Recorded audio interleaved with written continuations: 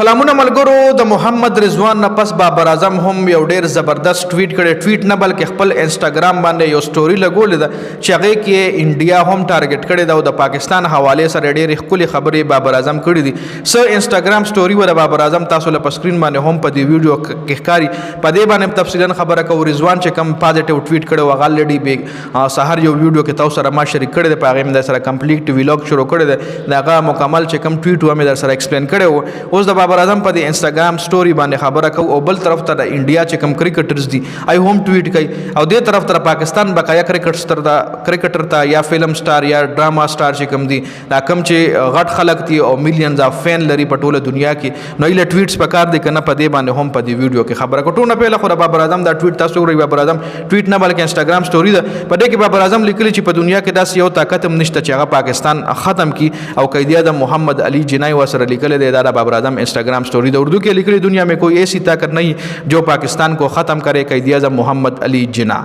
دا بابر اعظم یو سمپل ونټي انستګرام سٹوری ده چې په دنیا کې داسې یو طاقت هم نشته چې هغه پاکستان ختم کی پاکستان د نقشې نه میټاو کی دا خو لا انډیا ده چې په دنیا کې موږ داسې طاقت نه وینو چې هغه پاکستان چیلنج کی نو دا خو لا انډیا ده خبره مقصد د بابر اعظم دار جی دنه مخکې پرون محمد رضوان هم یو ډیر زبردست ټویټ کړو محمد رضوان هم په خپل ټویټ کې ډیر پازیټیو خبرې کړې وي دا قران حواله پکې هم ور کړې و چې الله پاک موږ په قران شریف کې فرمایي چې پیله خو جنگ کوي مخ بیا هم تاسو څوک جنگ ته اکساوي او په زور د سره جنگ کوي نو بیا اغله برپور جواب ورکوي دین علاوه محمد رضوان په خپل ټویټ کې نور هم ډیر پازیټیو خبرې کړې وي چې زموږ د وطن سره دومره آسان وطن نه چې دا به انډیا راشي او بس موږ نه به قبضه کړي یا به حمله وکړي په دې وطن آزادېدو کې د شهیدانو وینه ده په دې وطن آزادېدو کې د دې وطن په بنیاد کې د شهیدانو وینه پرته ده دا محمد رضوان د خپل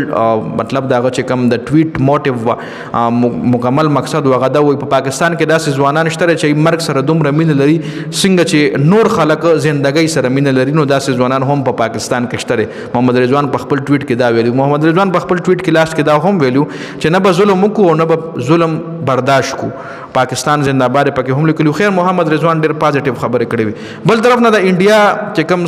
کرکټرز دي خاص کار شیکر داون چې کوم دی پرونه داسې هغه یو دوه درې تصویران شیر کړل د پیالای کپ ورسره یو وایي چې چای مزهدار هغه کنه لکه دینه مخکې شیکر داون ته شاید افریدي ویلو چې راشه چې چای در باندې اوس کوم نو هغه اوس پیالای نیولې کله سویمنګ پول کې ناس پیالای نیولې او کله یو ځای ناس پیالای یو کله بل ځای مختلف درې څلور ټویټس کوم دي شیکر داون کړي دي نه علاوه سارف غنگولی هم خبره کړې و چې پاکستان ور د انډیا او کرکټ په کار نه دی لکه خو د کرکټ حواله سره خبرې کړې وي نو پاکستان ته په کار دی پاکستان کې چې څومره هم سټاران دي لکه کرکټ سټاران شو فلم سټاران شو ډراما سټاران شو یا پالیټیشنز شو ټول له په کار چې د ټویټس وکي په خپل سوشل میډیا اکاونټس باندې یو وړوکی اونټي ویلاګ جوړ کړي چې و انډیا یو ټیرریست ملک دی او زموږ په ملک باندې هغه حمله کوي سرجیکل سټرایکونه کوي د شپې په رڼا په تیاره کې سرجیکل سټرایکونه شو دروازه ډرونز راولېګل زموږ په جماعتونو باندې اٹیک شو دا هر کس له پکار دی هر شهري له د پاکستان پکار دی چې دنیا لوخی چې ور انډیا داسې چل کړي دی خیر په دې ویډیو کې دا بابر اعظم ټویټ حواله سره خبره کوله د ویډیو کتلو زیاته مننه والسلام